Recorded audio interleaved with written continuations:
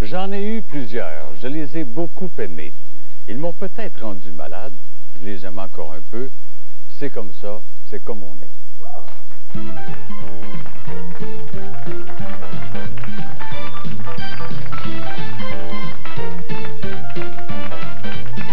Bonjour Marguerite. Bonjour Marcel Béliveau, comment ça va? Super bien. On n'est pas à surprise, là. J'espère que non. Bonjour, on est à comme on est. Ça me fait bien plaisir que tu sois des nôtres. Bonjour, comment allez-vous à la maison et comment allez-vous en studio? Ils ont l'air bien. Ça va bien? Nous allons parler aujourd'hui des fumeurs. Moi, je ne fume pas. Je n'ai jamais fumé. À un moment donné, je ne comprenais pas les fumeurs, c'est-à-dire que j'étais presque totalement intolérante envers les fumeurs. Mais je crois qu'en vieillissant, je deviens plus suave et plus tolérante envers les gens et envers la vie. Donc, je comprends davantage les fumeurs, d'autant plus que mon papa fume. Et mon père faisait partie de l'époque où c'était extrêmement bien vu de fumer, et surtout d'envoyer la fumée dans le visage d'une belle dame, Clark Gable, oui, et ça compagnie. voulait dire quelque chose. Ouais. Mais oui, c'était de la séduction et tout ça. C'était aussi une invitation. Alors, vous le dites, mon cher. Alors, aujourd'hui, on va parler des fumeurs. On n'a pas invité quelqu'un de la Ligue des non-fumeurs, là, parce qu'on veut vraiment parler des fumeurs, des raisons qui poussent les gens à fumer, pourquoi vous fumez et pourquoi, des fois, les non-fumeurs sont si intolérants envers vous. Mon premier invité, Marcel Béliveau. Comment ça va, Marcel? Super La santé? bien, super bien. Je suis maintenant un non-fumeur, mais je dis pas que je vois bien parce que je suis un non-fumeur, ça n'a rien à voir. Je vois bien parce que ça va bien. Bon, ça allait pas si bien il y a quelques mois, tu as perdu un poumon. Oui, et un cancer en même temps. Ouais. Ben, c'est-à-dire, le 4 juin, on m'a dit, tu as un cancer du poumon. Le 22 juin, on m'a opéré, on m'a enlevé et le cancer et le poumon. Sans d'autres traitements, on me dit maintenant, c'est plus rien. Donc, je vais très bien avec un poumon en moins. Qu'est-ce que tu as fait la veille de ton opération? J'ai fumé. Ben, je fumais. Puis, la veille d'opération, oui, j'ai fumé. Là, tu t'es dit, c'est ma dernière cigarette? Ben oui, tu te dis, là, c'est les dernières. Là. De toute façon, ça ne changeait rien. Là. Que je fume pas, là, un peu par dépit. C'était un peu par dépit. C'était un cancer. Alors, à ce moment-là, d'ailleurs, je ne savais pas si je m'en sortais du cancer ou si je m'en sortais pas. Alors, fume pas, ça ne changeait plus rien. Là. Mais s'il m'avait dit, si tu fumes une cigarette de plus, t'es faite, c'est sûr que je ne l'aurais pas fumé. Mais moi, ça ne change rien.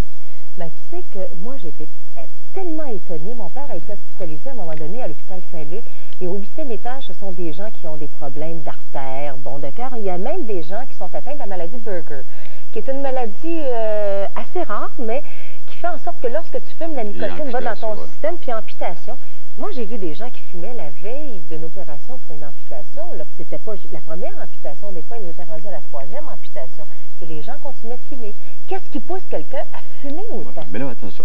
La journée où le médecin me dit, là, froidement, vous avez un cancer du poumon, ma première question, j'ai dit, est-ce que c'est parce que je fumais? Je ne sais pas pourquoi j'ai posé cette question-là. Là. Il me dit, première des choses, d'abord, c'est pas le moment de vous culpabiliser. Je dis, ouais, c'est vrai. Deuxièmement, la moitié de mes patients ont le même cancer de poumon et ne fument pas. Alors là, tu dis, bon, c'est vrai. Là, tu te sentais un peu libéré. Oui, ben là, ça, tu dis, c'est ça. Je dis, là, pour me culpabiliser davantage. De toute façon, ça ne changeait plus rien. Mais ça m'a quand même fait réfléchir. Donc, on ne peut pas dire, oui, la cigarette, c'est ça qui donne le cancer du poumon. Pourtant, on le voit sur certains paquets de cigarettes où c'est marqué, l'usage du tabac est la principale cause du cancer du poumon. Mais tu fumais beaucoup, Marcel. Oui, ça, c'est vrai que je fumais au-delà de la normale. Je fumais d'abord des cigarettes brunes avec sans film. Je ne sais pas si ça change quelque chose, là. Mais c'était des brunes très fortes et j'en avais jamais. J'avais pas assez de doigts pour fumer tout ce que je voulais fumer, là. Mais en même temps, je me disais, et je me le dis toujours, est-ce que ça se peut que quelque chose que tu trouves agréable et que tu aimes soit dommageable. Il me semble que c'était incompatible dans ma tête. Et ça l'est encore, d'ailleurs. Là, tu fumes plus. Est-ce que ça te manque? Non, non, parce que ça se passe dans la tête. Si tu y penses pas, oui, mais quand il y a des gens qui fument autour de toi, en plus, tu travailles dans un milieu artistique, les artistes tout le monde fument beaucoup. fume chez nous, au bureau. Oui, je suis dans un entourage de fumeurs. Ça me dérange pas. Je suis pas comme on dit, c'est les anciens fumeurs qui sont les moins, les plus intolérables. Non, ça me dérange pas. Pour moi, c'est dans ma tête. C'est réglé. Pour moi, personnellement, j'ai décidé de ne plus fumer. L'autre, c'est un choix. Et surtout que le médecin me dit, c'est peut-être pas ça. Alors, chacun... De temps à autre, tu dirais pas une petite cigarette, là, ça m'est arrivé 2 fois. Depuis mon opération, on m'a offert une cigarette. J'ai dit oui. Ça, c'était bon. C'était pas meilleur, ni pire. Tu dis, ah bon, ben... Mais un coup, tu as pris la décision, c'est plus grave, là. Est-ce que les non-fumeurs étaient intolérants à ton égard à une époque, lorsque tu fumais beaucoup? Au bureau, non, j'étais le boss. Mais... tu vois, tu viens de toucher un point important, là. Non, mais dans les avions, comme je voyage beaucoup, là, il y avait la chicane, la section fumeurs, non-fumeurs. Là, c'est réglé, on ne fumera plus nulle part. Non, mais c'était aussi stupide que je suis assis ici dans l'avion, je suis dans le fumeur, toi, tu es assis là, tu es dans la section non-fumeurs. C'est sûr que ça va amener la chicane. On est collés un sur l'autre. Et ça, ils vont régler ça en disant qu'il n'y a plus de fumée ces avions ou dans le transport en général. Là. Mais je ne sais plus quoi dire là-dessus. Comment ça va, surprise? On parlait de ça? On parlait de la France? Ça, surprise, on ne fait pas de fumée, mais ça va bien. En France, on fait de la fumée, par exemple. Oui, partout. Tu fais beaucoup de fumée parce que tu as renouvelé ton contrat. On vient de renouveler pour 3 ans en France, en Suisse, en Belgique. On attaque l'Allemagne, on commence en Allemagne. Je ne sais pas comment on va se débrouiller en Allemagne, là, mais ça, on verra bien. L'Espagne, l'Italie, on est dans 32 pays. Là. Moi, j'étais en Provence l'été dernier et à un moment donné, je me suis retrouvée au bar de la piscine avec des gens que je ne connaissais pas, des Français. Puis là, ils m'ont dit, est-ce que vous connaissez Marcel Béliveau? Vous êtes une Québécoise? J'ai dit, oui. Ah, Marcel Béliveau, mais il fait des malheurs en France. Il fait des malheurs avec son surprise. Et tout le monde ne parlait que de toi pendant toute la soirée. Ben, on est l'émission de variété numéro 1 en Europe. Pas juste en France, en Europe. Alors, c'est sûr que si personne qui me connaît va me poser des questions. Mais si je veux devenir, entre autres, l'émission numéro 1 ici au Canada, on va faire une pause publicitaire. C'est très important, les commanditaires.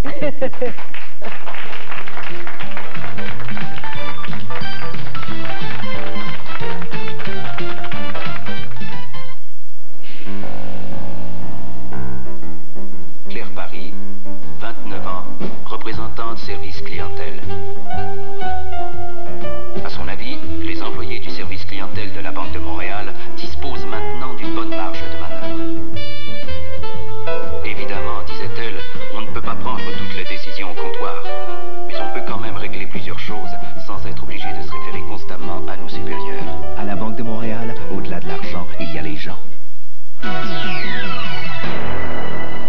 Si vous aimez les économies, vous aimerez cette super aubaine du groupe Audet. Le calfeutrage des fissures et des joints permet de diminuer les fuites d'air chaud, responsables de 20 à 40% des frais de chauffage. Le scellant acrylique mono en super aubaine à 3,49 $. Augmentez la résistance thermique de votre porte-patio en installant l'ensemble pour porte-patio Climaloc, une super aubaine à 15,99 $. Le groupe Audet, la plus grande maison de matériaux de la région. Un petit fruit pour dessert? Il me fait toujours le coup. Il pense qu'une pomme, c'est du dessert. J'aime ça, mais t'as acheté des Macintosh au moins? Oh, mais voyons, madame, sortez de votre campagne. Non. Des abricots. Des kiwis. Une patate. C'est des litchis. C'est Provigo, un choix étonnant de fruits et légumes. Ça fait partie de notre quotidien. Mais c'est délicieux. Provigo, complice de votre quotidien. Souffrir de migraine, c'est mener un combat contre la douleur, contre l'affection invalidante qui diminue la qualité de vie. Mais il y a de l'espoir, car la migraine désormais, ça se soigne. La Fondation québécoise de la migraine et des céphalées peut vous renseigner sur les récentes découvertes médicales. Ne luttez plus seul. Parlez-en à votre médecin et devenez membre de la Fondation en téléphonant sans frais au 1-800-463-TET.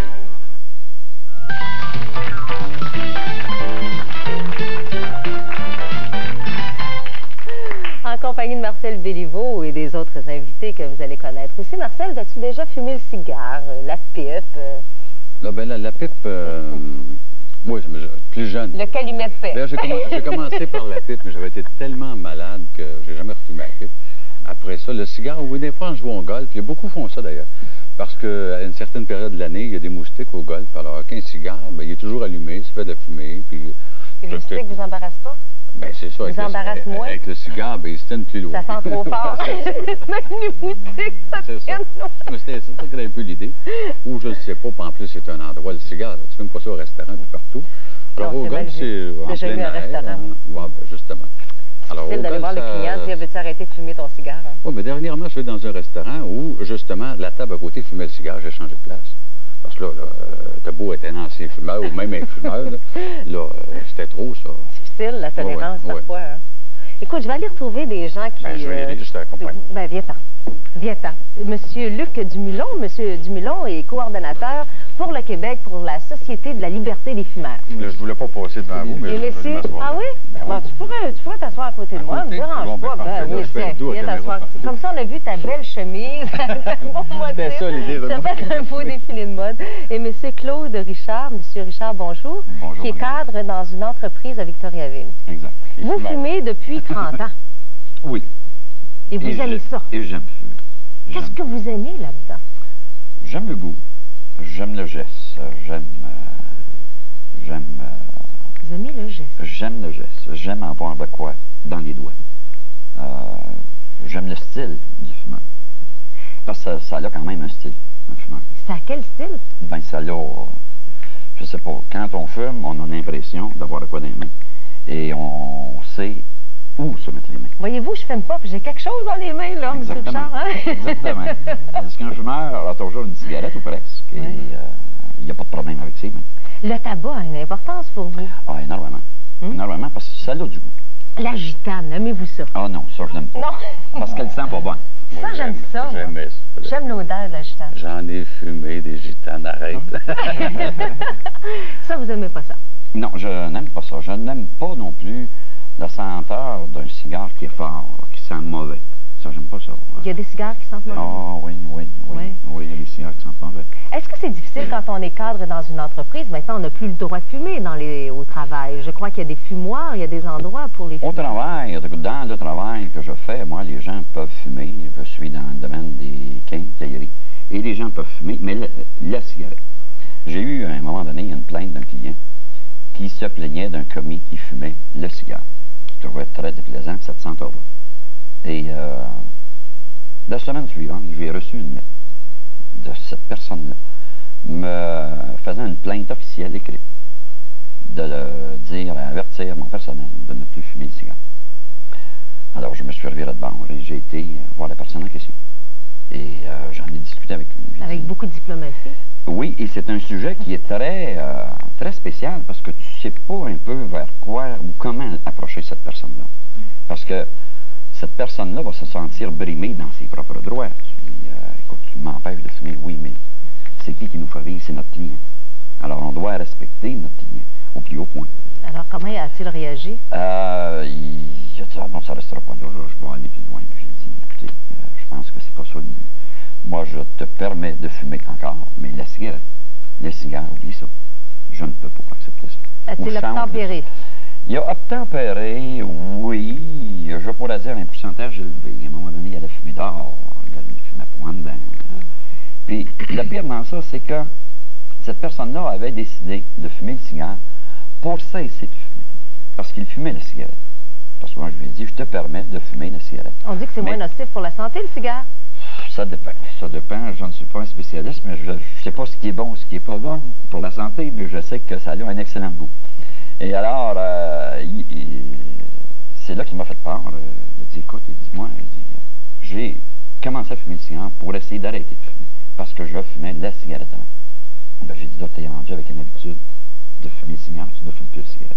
J'ai dit, moi, je te permets de fumer la cigarette, mais le cigare en dedans, je veux plus. Mais s'il se met à fumer du hache pour arrêter la cigarette puis le cigare... Là, il va perdre son boulot. Non, ben, je ne sais pas, Marcel, tu sais, il faut toujours, dans ça, je pense, respecter notre clientèle qui est notre gagne-pain. Et nous autres ici, en tant que fumeurs, je pense qu'on est brimés dans nos droits des fois. Ah, ben justement, on va parler avec Luc Dumoulin. Qu'est-ce que vous faites à votre Société pour la liberté des fumeurs? Bon, nous, on est un organisme sans but lucratif qui représente plus de 11 000 personnes au Canada, donc plus de 5 500 ici au Québec. Pas beaucoup, 11 000 au Canada, là. Il y a plus de fumeurs que ça au Canada. Oui, il y a près de 6 millions de fumeurs au Canada, près de 2 millions au Québec. C'est sûr que c'est pas beaucoup, mais il y a quand même le quart, un peu plus du quart de nos supporters qui sont non-fumeurs. Non-fumeurs? Qui sont non-fumeurs. Et pourquoi tu veux supporter? Étonnant. Justement, c'est pour la question du principe. À un moment donné, les gens ont réalisé qu'il y avait des abus qui étaient commis à l'égard du tiers de la population, finalement, près du tiers de la population qui a choisi de consommer ce produit légal-là. Mais en choisissant de consommer ce produit légal-là, à un moment donné, on se retrouvait à être considéré comme un citoyen de deuxième classe, à la limite. On n'a pas les mêmes droits que tout le monde. C'est évident que la notion de liberté, c'est une notion qui disparaît rapidement quand c'est la liberté d'un autre qui est en jeu et non la nôtre. Et de ce côté-là, je pense que les fumeurs, on est beaucoup victimes des abus, bon, que ce soit taxation. Non, il faut faire une distinction au départ entre les non-fumeurs et les antitabagismes. Parce que un non-fumeur n'est pas nécessairement un antitabagiste. Au contraire, la majorité des non-fumeurs sont très tolérants à l'usage à l'égard des fumeurs. La majorité des femmes dans la vie de Marcel Béliveau étaient des non-fumeurs. Oui, c'est vrai. Puis on tolère beaucoup la cigarette, sauf que ce qui se produit maintenant, c'est que les lobbies antitabagisme, les puissants, je devrais dire, les lobbies antitabagistes, veulent faire l'équation qu'un non-fumeur égale un antitabagiste, ce qui n'est pas le cas. La tolérance, elle est là, elle est présente dans la société. Ce que je trouve dommage, c'est que cette tolérance-là n'est pas reflétée dans les lois qui sont votées par nos institutions. Est-ce que vous êtes un fumeur, vous? Oui, je fume modérément, oui. C'est quoi fumer modérément? Modérément, bon, pour moi, personnellement, c'est fumer 3-4 cigarettes par jour. J'ai pas encore fumé aujourd'hui, puis... on est le matin, là. Attendez, là, ça va commencer en fin de journée. Je fume pas avant 6 heures le soir. Bon. Est-ce que vous considérez que c'est un fumeur modéré, ça, 3-4 cigarettes? Vous fumez combien? Oh, moi, écoutez, ça dépend des événements. Ça peut aller de 1 à 2 paquets par jour. Ça dépend des événements. Ça veut dire... Expliquez-moi ça, là. Ça dépend, écoutez, ça dépend du travail, ça dépend du stress qui peut se vivre. Parce que tu as l'impression qu'en fumant, ton stress va diminuer. Tu t'occupes. Mais il y a la nicotine aussi. Il y a la nicotine, oui. Ça calme, supposément, la nicotine. Bien, ça calme. Ça peut avoir deux causes. Ça calme ou ça l'excite. Je pense ça, d'accord. Sur ce que j'ai lu déjà, là, ça a deux voies. En général, quand les gens prennent un verre, ils allument une cigarette, les fumeurs. Oui, un café, un verre. Oui. Ouais, un verre d'eau, une cigarette, n'importe quoi. Un verre d'eau? Ben, quand t'es fumeur avec n'importe quoi, n'importe quoi, puis n'importe quelle raison. Il y a combien de non-fumeurs qui font partie de votre Société pour la liberté des fumeurs? Plus du quart, en fait. Je pense que c'est le chiffre exact au niveau des proportions. Je pense que c'est 28 %. Est-ce qu'il y a des règlements dans votre... Non, en fait... Des règles? Ben, il faut bien sûr fumer de façon responsable. Ce que ça veut dire, fumer de façon responsable, parce que nous, ce qu'on défend, c'est la liberté de fumer de façon responsable. Ben, c'est quoi ça? Fumer de façon responsable, bien entendu, c'est... Pas mettre le feu dans une maison, ça, c'est de la responsabilité. Tout à fait, j'en conviens. Fumer de façon responsable, finalement, c'est prendre en considération, quand on fume, l'environnement où on est.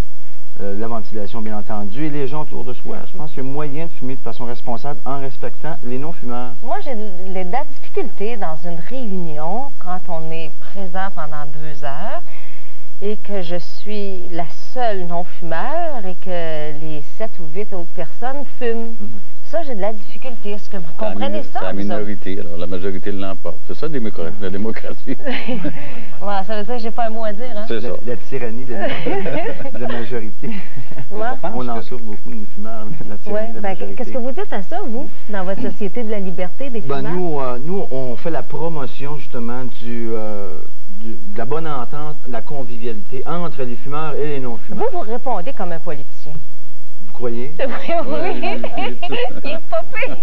Il veut pas me frustrer, hein? Non, mais c'est important.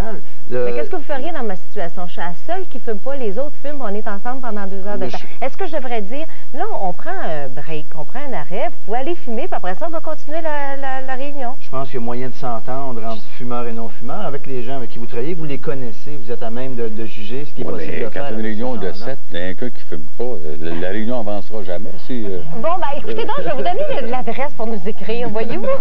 On va faire une émission avec vous, c'est-à-dire si vous vous acceptez tel que vous êtes. Vous avez des grandes oreilles, vous avez des grands pieds. Ben, ça accepte les autres comme ils sont. Laisse-la fumer. Vous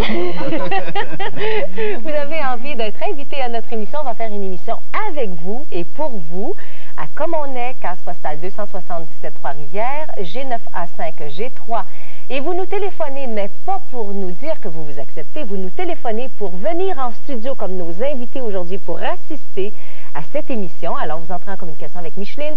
Nous sommes à Trois-Rivières au 819-377-1441. Que vous veniez de Calgary, d'Edmonton, Nouveau-Brunswick ou bien de Vancouver, on vous accepte. Vous êtes les bienvenus. On s'arrête le temps de pause. Une petite cigarette, peut-être?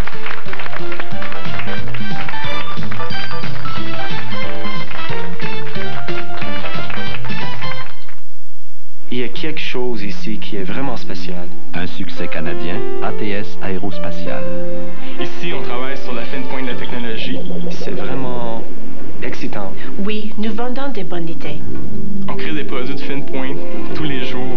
Des choses qui sont très différentes, des choses qui sont nouvelles sur le marché. Comme vous savez, chaque produit a finalement un cycle de vie. Et puis si on regarde dans les entreprises type de haute technologie, ce cycle de vie-là est encore plus court. Donc, il faut qu'on soit capable de changer rapidement de marché. Et plus vite que la concurrence. Toutes les idées sont évaluées, sont écoutées. Dans une compagnie comme celle-ci, ils te font confiance tout de suite. Ils te laissent aller à tes aptitudes. Je me sens très bien ici. Je me sens entouré d'amis et de personnes qui me comprennent. Ensemble, on peut rivaliser avec les meilleurs et conquérir le monde. Pour être en affaires, il faut voir grand puis il faut voir le monde entier. Il est tellement petit le monde aujourd'hui. La capitale vendue. La capitale vendue. Roland, si t'appelles pas l'agent de la capitale tout de suite, on la vendra jamais. Actuellement, tout facilite l'accès à la propriété. Les taux d'intérêt sont au plus bas. On peut utiliser l'AREER et nous, à la capitale, on y ajoute la garantie APEC et la garantie de versement hypothécaire en cas de perte d'emploi.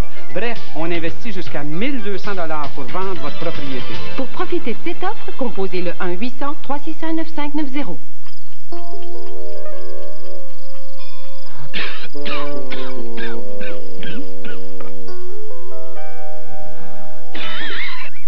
Une dose de bien des sirops contre la toux n'est efficace que quelques heures. Contact a donc mis au point les nouveaux et pratiques Cap2.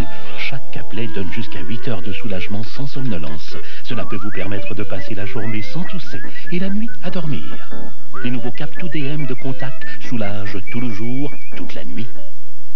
Cette semaine, Juste pour rire dépasse la mesure.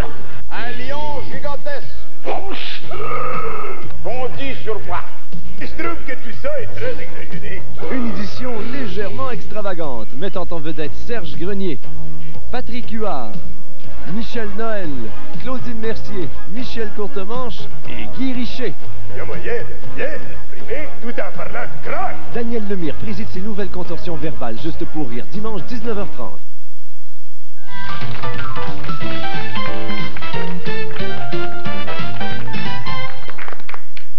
Madame Deslauriers, comment allez-vous? Ça va très, très bien. Est-ce que vous êtes une fumeuse, vous? Non, je n'ai jamais fumé. Et qu'est-ce que vous pensez de ça, vous, des fumeurs? Est-ce que vous êtes tolérante envers ces derniers? Je suis un peu tolérante, mais pas trop. Pas trop? Pas trop, parce que je trouve que souvent, ça a des inconvénients. Quels sont les inconvénients? Et en groupe. En groupe? Comme l'autre soir, nous étions un groupe, puis il y en a un qui a allumé une cigarette, puis la fumée montait. Puis vous, ça vous a dérangé? Bien, ça m'a dérangé un peu. J'ai remarqué que les femmes, à une époque, ne fumaient pas et les hommes, eux, fumaient. Oui. Maintenant, il y a beaucoup de femmes qui fument. Il y a beaucoup de femmes qui fument, mais depuis que c'est parti, ça, cette interdiction-là là, pour les hommes de non-fumeurs, je trouve qu'il y a beaucoup de femmes maintenant qui fument beaucoup plus que les hommes. Il y a plus de femmes qui fument que les hommes. Oui. Attendez, je vais demander à votre compagne, est-ce que vous trouvez qu'il y a plus de femmes qui fument que d'hommes, vous? Ah, je n'ai jamais remarqué. Est-ce que vous fumez, vous? Je fume pas. Vous n'avez jamais fumé? Jamais. Est-ce que vous êtes tolérante envers les fumeurs? Oui, je suis très tolérante. Vous les acceptez tels qu'ils sont? Certainement. On va aller retrouver maintenant M. Michel Descoteaux. M. Descoteaux est directeur des affaires publiques d'Imperial Tobacco. Bonjour, M. Descoteaux, comment allez-vous? Bonjour, Mme Blais. Ça va bien? Oui, je pensais que vous m'aviez déserté. Mais je non, vous attendais avec impatience. Mais est-ce vrai qu'il y a les femmes fument plus que les hommes? Non, je vais devoir vous corriger là-dessus. Actuellement, le pourcentage des fumeurs chez les hommes et les femmes est à peu près de 50% à 50%. Légèrement supérieur chez les hommes, mais ce qui fait qu'on a généralement l'impression que les femmes aujourd'hui fument davantage qu'auparavant, c'est que l'écart dans les habitudes de consommation, disons au début des années 60, était beaucoup plus marqué. Le nombre d'hommes qui fumaient était bien supérieur à celui des femmes. Est-ce que vous fumez? La pipe et le cigare sur le terrain de golf, comme M. Béliveau. Et pourquoi les hommes fument le cigare sur le terrain de golf? Il y a M. Dumoulin aussi qui fume le cigare en jouant au golf. Ben, d'abord... Chasser les moustiques, là. Non. Oui. M. Béliveau, je le remercie. C'est une idée de commercialisation, peut-être pour une marque. Fumer la nôtre, elle est meilleure pour les moustiques. Non, d'abord, il y a le fait que c'est un endroit qui est, par définition, très largement ventilé. Dans mon cas, parce que je fume la pipe, j'ai souvent constaté que c'est très emmerdant de fumer la pipe sur un terrain de golf. Il faut l'allumer constamment, etc. Non. En ce qui me concerne, je trouve ça infiniment plus pratique de fumer le cigare sur le terrain de golf. Les campagnes anti-fumeurs vous affectent énormément puisque vous êtes une industrie de tabac. Elles affectent le pourcentage de la population qui fume. Ce pourcentage est à la baisse depuis aussi loin que les statistiques sont disponibles. Je regardais des chiffres justement en préparation de cette émission ce matin. Dans les années 1965, le pourcentage de la population totale, tous âges et sexes confondus, était d'environ 50%. Aujourd'hui, en 1991, c'était les dernières statistiques disponibles. Le pourcentage est de l'ordre d'à peu près 30, 31, 32%. Ça dépend de la façon dont on formule la question, etc. On dit qu'il y a... Oui, Marcel, tu as une question à poser? Non, je disais que... Oui, mais tu voulais me donner le minutage? Je pensais que tu avais une question. Non, je regardais avec le régisseur. Il y a des campagnes pour dire aux gens d'arrêter de fumer, de ne pas acheter des cigarettes. De toute façon, les paquets de cigarettes coûtent de plus en plus cher. Et pourtant, vous continuez de faire de l'argent, vous, chez Imperial Tobacco. Et vos employés sont très bien rémunérés.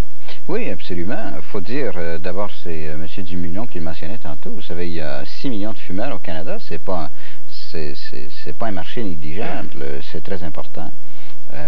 Forcément, à cause de l'amélioration de la productivité, à cause aussi des augmentations de prix, ça nous permet de maintenir et même d'augmenter nos profits à chaque année. Et notre part de marché est à la hausse aussi chez nous, à l'Imperial, évidemment. C'est au dépend de nos concurrents, mais nos affaires vont très bien, merci. Est-ce que vous vendez pas seulement au Canada? Non, il y a un marché d'exportation. Vous vendez dans les pays du tiers-monde aussi? Non. Nous avons un marché d'exportation et c'est intéressant que vous posiez la question parce que justement, la semaine dernière, on a annoncé la conclusion d'une entente avec le géant du tabac mondial, Philip Morris, par lequel nous allons fabriquer pour eux des cigarettes Players de type canadien à destination du marché américain. C'est une expansion. Oui, c'est la promesse à long terme d'une expansion intéressante. Monsieur Dumoulin, vous poser une question? Ben, j'avais une précision, je pense, qui est pour le bénéfice des téléspectateurs au sujet du prix que sont vendus les produits de tabac, finalement. Les gens ont souvent la perception que ce sont les compagnies, l'industrie qui empoche la majeure partie de ces prix-là, du prix de vente. Ce sont les gouvernements avec les taxes. Et effectivement, 75% environ du prix d'un paquet de cigarettes est... Ah non, on le sait, ça, que les taxes, pas seulement ces cigarettes, c'est pas mal surtout maintenant. Mais les cigarettes, c'est le produit le plus taxé. À cause de ces taxes-là, il y a un marché noir de cigarettes? Oui, c'est un développement relativement récent au Canada, un marché noir extraordinairement florissant. Les sommes en cause sont faramineuses. Je voyais récemment une étude qui a calculé qu'il y a à peu près 10% du marché canadien qui est un marché illégal. ça entraîne des pertes de recettes fiscales pour les gouvernements qui dépassent 1 milliard par année. C'est fabuleux. Et ça entraîne des pertes pour les commerçants, les détaillants, par exemple, qui ont beaucoup de Mais nous autres, il faut arrêter parce qu'on va avoir des gains à cette émission-là. Alors, on s'arrête quelques instants.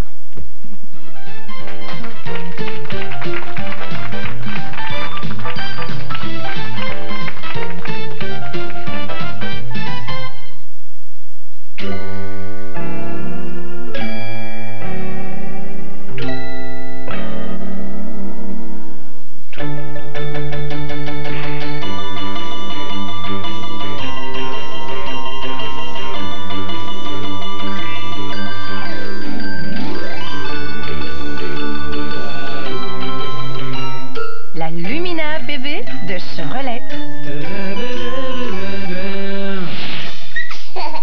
Moi, j'aime bien me faire plaisir et je trouve ça formidable. Ce qui se passe chez Saint-Hubert. Merci. Regardez-moi ça, les portions sont plus grosses, plus de poulet. Oui, chez Saint-Hubert, les portions sont plus grosses. Plus de poulet, plus de frites. Et la salade de choux est maintenant servie à volonté. De quoi combler les plus affamés. Saint-Hubert, tu nous donnes le goût. Et puis la salade de choux est servie à volonté. Sublime. Vous avez vu? C'est Jean-Guy, le gars de la quincaillerie. La semaine passée, vous ne l'auriez pas vu. Il y avait assez de buée dans mes fenêtres, on voyait rien. Mais Jean-Guy, lui, a vu le bobo. Gérard, t'as trop d'humidité, qu'il me dit. Ta maison est tellement bien isolée qu'elle manque d'air. Je lui dis, hein? Qu'est-ce que je vais faire? Il me dit, tu vas t'installer un échangeur d'air à récupération de chaleur Venmar. Avec ça, tu vas contrôler ton humidité puis tu ne perdras pas toute ta chaleur. J'ai dit, parle-moi donc du service puis de la garantie. Il me dit, fais-toi-en pas, mon Gérard. Tu peux respirer, c'est un Venmar. Dire qu'il fallait payer environ 40 000 $ pour se sentir en sécurité dans une voiture. C'était avant la Saturne. Avant ces options telles les freins anti-blocage et un système unique de traction asservie offert sur une voiture de moins de 12 400 $. Avant son sac gonflable en équipement de série sur tous ses modèles, sans exception. Avant ses 44 brevets.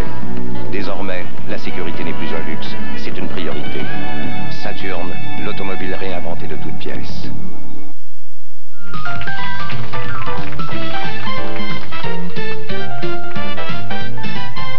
Je vais essayer de fumer. La dernière fois que j'ai essayé de fumer, c'était en cachette de mes parents, ça, il y a très, très longtemps.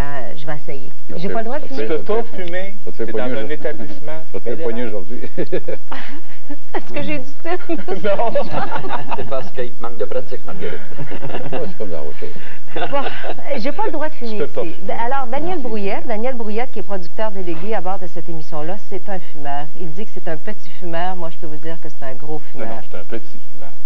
Je suis grand, mais je suis un petit fumeur. Tu fumes combien? Non, je fume pas un paquet par jour. Des fois, il m'en reste deux, trois le soir. Donc, dans un établissement fédéral, on n'a pas le droit de fumer. Les employés fument où, Daniel? Ils fument à l'extérieur, ou bien ils fument quand il y a un fumoir. Ici, on en a un. Là, il n'y en a pas, parce qu'on est en reconstruction, mais c'est sûr que... Donc, les gens fument à l'extérieur. Quand il fait beau, là, c'est l'automne, ça va, mais quand tu vas faire sous zéro, que le fumoir est mieux d'être construit, parce que c'est compliqué. Mais parce qu'ils ne peuvent pas aller fumer à nulle part.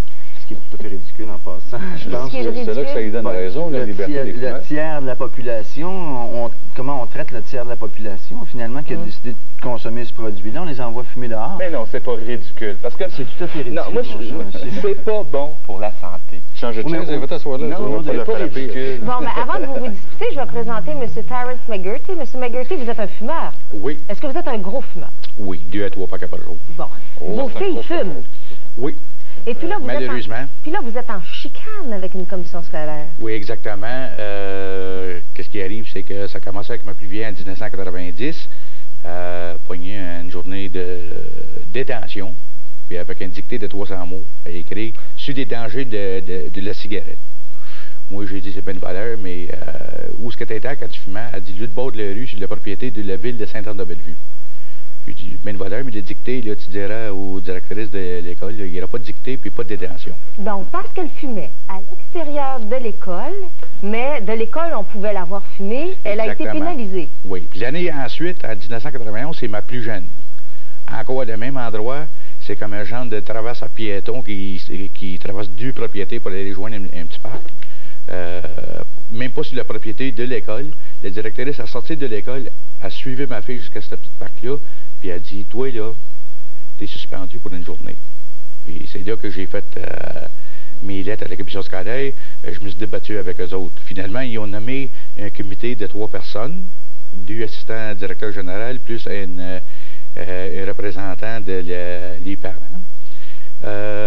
Ils ont formé un comité, puis la même journée que j'étais là avec ma fille, en discutant avec eux autres concernant ces détentions puis suspensions-là, ils sont arrivés en même temps avec un brick qui venait de l'avocat, une étude qu'ils ont faite sur les droits acquis vis-à-vis des compagnies puis des employés, des écoles puis des étudiants sur le fumage. Sans rentrer dans tous ces détails-là, je trouve que c'est de la persécution d'une certaine façon. Vous avez donné la permission à vos filles de fumer? Oui, parce que mon épouse et moi, et ma plus vieille, qui se trouvait 19 ans maintenant, on est tous des fumeurs. Puis la petite, dans le temps, avait 15 ans. On a décidé que si tu vas fumer devant nous autres, dans la maison. On n'est pas pour faire des hypocrites, pour dire, oui, nous autres, on a le droit de fumer ici, puis toi, tu n'as pas le droit. Mais vous comprenez que l'enfant n'a pas le droit de fumer dans les classes. Ça, vous êtes exactement. Dans l'école, je suis d'accord, 100 000 $. Dans le bâtisse. Mais à l'extérieur de l'école? À l'extérieur, je ne vois aucun problème. Parce que où est-ce qu'il est l'école secondaire McDonald, là, c'est juste à côté de le collège John Abbott à Saint-Anne-de-Bellevue. McDonald, en plus, ça porte nom d'une compagnie de oui, c'est ça. Il n'y a pas d'arche. Il n'y a pas d'arche, là. Mais qu'est-ce qui arrive au collège John Abbott à Saint-Anne-de-Bellevue? Les étudiants, ils ont le droit de s'asseoir sur la clôture qui s'appelle les deux bâtisses, puis ils ont le droit de fumer, les autres. En tout cas, je trouve que ça, là, ça n'a pas beaucoup de sens. Daniel? C'est ça, moi, que je ne supporte pas. Jusque-là, je bon, cette intolérance-là envers les fumeurs.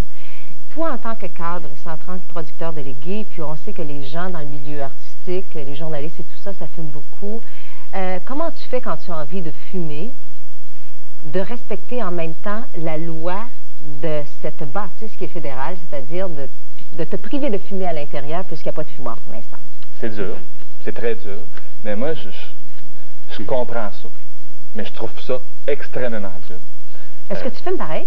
En cachette? Ben, il fait comme aujourd'hui, il m'emmène dîner, puis il dîne plus longtemps.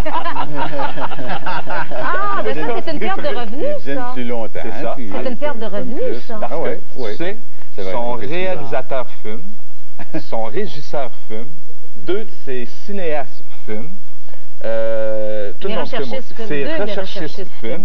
Dans ce milieu-là, tout le monde fume. Alors, imagine-toi quand on est en réunion de production et que là, à quelque part, ailleurs, et là, elle dit, mais non, là, vous fumez trop en même temps. Mais je comprends ça, hein. Là, on a mis le doigt sur quelque chose. Bon, le fait que tu ailles manger plus longtemps, là, c'est un exemple, c'est pas vrai, ça, mais le fait que tu ailles manger plus longtemps... Aujourd'hui, c'était vrai, mais c'est à moitié blague aussi. Mais le fait que, par exemple, vous soyez obligé d'aller fumer à l'extérieur, de prendre des périodes d'arrêt, ça fait pas perdre des revenus, ça? Oui, ça entraîne des coûts, c'est évident. L'interdiction de fumer dans le milieu de travail, ça cause des problèmes qui n'étaient pas là auparavant. Si on accommodait les fumeurs au lieu de les envoyer dehors, il y aurait beaucoup moins de perte de temps. C'est des fumoirs. Moins des fumoirs, c'est si on les accommodait. Vous me laissez terminer, monsieur, s'il vous plaît. Si on pouvait accommoder les fumeurs, si on accommodait les fumeurs, on perdrait moins de temps. On retrouve des situations où il y avait une équipe de travail qui fonctionnait à merveille jusqu'au moment où on s'est mis à envoyer fumer les fumeurs dehors pour des raisons soi-disant de qualité d'air qui, soit dit en passant, très douteux. Il faut être tolérant à cette émission-là parce qu'on vous accepte tel que vous êtes. Dites-moi, M. Descoteaux, est-ce que vos employés ont le droit de fumer chez Imperial Tobacco? Oui, presque partout, sauf dans l'usine où le tabac qui est forcément disposé à brûler. Il y a des risques d'incendie, mais dans l'usine, ce qu'on a fait, c'est qu'on a aménagé des endroits où il est sécuritaire de fumer. Est-ce qu'il y a des non-fumeurs qui travaillent chez vous? Ah, absolument, c'est même la majorité de la population. Chez nous... La majorité des employés? De nos employés, absolument. Ils sont des non-fumeurs? C'est tout à fait normal, ça reflète... Comment c'est tout à fait normal? Quand on travaille dans une industrie de tabac, en général, non? Mais si j'étais... C'est juste des gens qui fument. J'aurais pensé, moi, après ma mère, qu'on va travailler dans le tabac parce qu'on aime le tabac et qu'on aime fumer. Je pourrais très bien être directeur des relations publiques pour une compagnie de camionnage sans nécessairement en conduire un. Non, manqueriez quelque chose, c'est le fun qu'on dit. Probablement, mais notre personnel reflète la composition de la population. Je vous disais tantôt, il y a à peu près 30-31% de la population qui fume. C'est à peu près le pourcentage de nos employés. Moi, je le vois souvent dans les établissements fédéraux, par exemple, quand je passe devant Poste Canada et je vois devant Revenu Canada Impôts, je vois les employés à l'extérieur en train de fumer pendant je ne sais pas combien de temps, 15 minutes, je pense. Mais tu parlais de perte de temps. Effectivement, que fumer, c'est négatif. Personnellement, là, je trouve que je fais plus de choses depuis que je fume pas que j'en faisais quand je fumais. Ça n'a rien à voir avec le goût, puis on a le droit de fumer ou pas, là. C'est le contraire de ce qu'on dit. Tu vois qu'on s'entendra pas. Non, moi, je trouve qu'il y a parfaitement... Évidemment. Oui, Daniel. Moi, là, cette émission-là, je trouve que, bon, ça nous respecte beaucoup. Mais moi, là, je comprends très bien les non-fumeurs. Et nous autres, on n'est pas obligés. Ce que je voulais dire tantôt, c'est qu'on n'est pas... on n'a pas le droit de jambonner le monde. Moi, mes enfants... Les jambonner? Oui, mes enfants me disent, papa, quand est-ce que tu vas arrêter? Et ça m'affecte. C'est pas correct. Mais je suis pogné avec ça. Je me dis, je fume parce que moi, c'est un problème que quand je fume pas, on dirait que je suis moins créateur. On dirait que ça dépend des événements. Alors, je me dis, le jour où je vais arrêter, faut être plus créateur. Tu penses? Monsieur McGurdy, vous fumez parce que vous aimez ça. Est-ce que vous avez déjà essayé d'arrêter de fumer?